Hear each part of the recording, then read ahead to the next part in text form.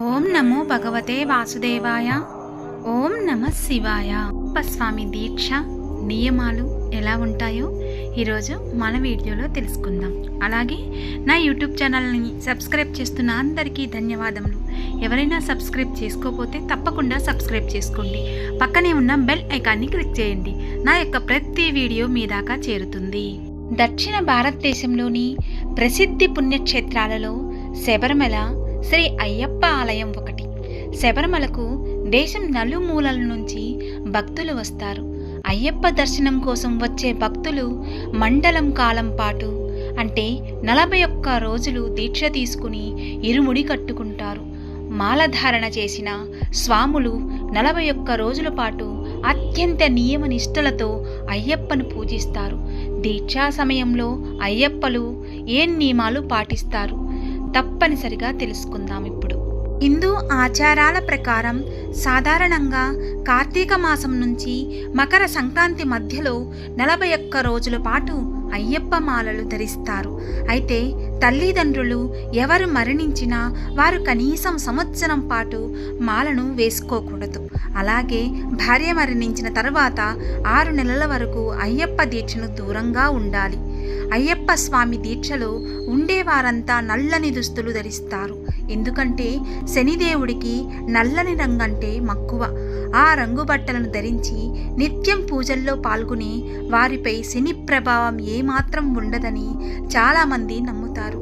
అంతేకాదు చలికాలంలోనే అయ్యప్ప మాలను ధరిస్తారు. ఈ సమయంలో నల్లని దుస్తులు శరీరానికి వెచ్చదనాన్ని ఇస్తాయి.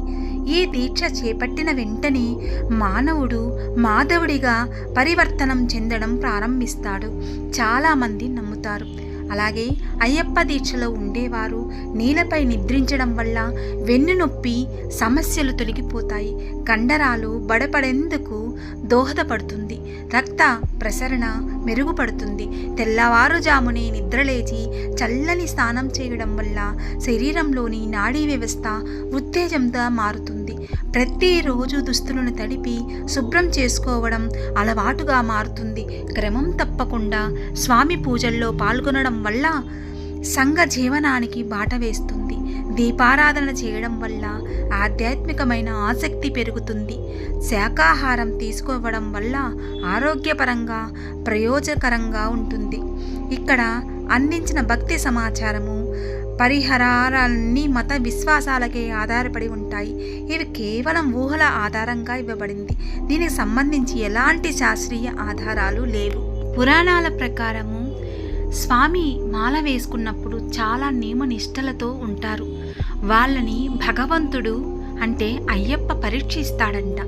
ఎలా చేస్తున్నాడు, ఎలా ఉంటున్నాడు, ఇతని వాతావరణం ఏమిటి, ఎలా మలుచుకుంటున్నాడు అనేసి ఆ 41 రోజులు నీ అణువణువు గమనిస్తూ ఉంటాడు.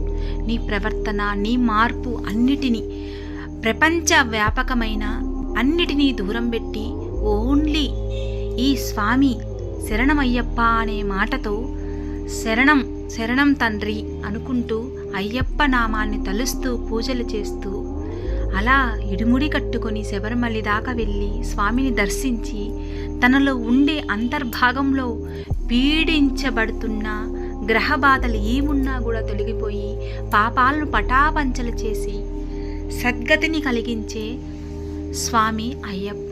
అయ్యప్ప అంటేనే హరిహరసుతుడు అయ్యప్ప. స్వామి కటాక్షము అందరికీ ఉండాలని మనస్ఫూర్తిగా కోరుకుంటున్నాను.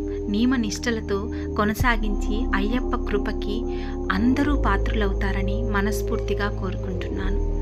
ఆ తండ్రి చల్లని చలువ అయ్యప్ప మాలలు వేసుకున్న ప్రతి ఒక్కరికి, వాళ్ళ కుటుంబ సభ్యులందరికీ, మనకు కూడా ఆ తండ్రి కృప ఉండాలని మనస్ఫూర్తిగా వేడుకుంటున్నాను. ఓం నమో శరణమయ్యప్ప. స్వామియే శరణమయ్యప్ప. హరిహర సుతుడే శరణమయ్యప్ప. ఈ వీడియో మీకు నచ్చినట్లయితే తప్పకుండా సబ్స్క్రైబ్ చేయండి, షేర్ చేయండి, కామెంట్ పెట్టండి. సర్వేజన సుఖినో భవంతు.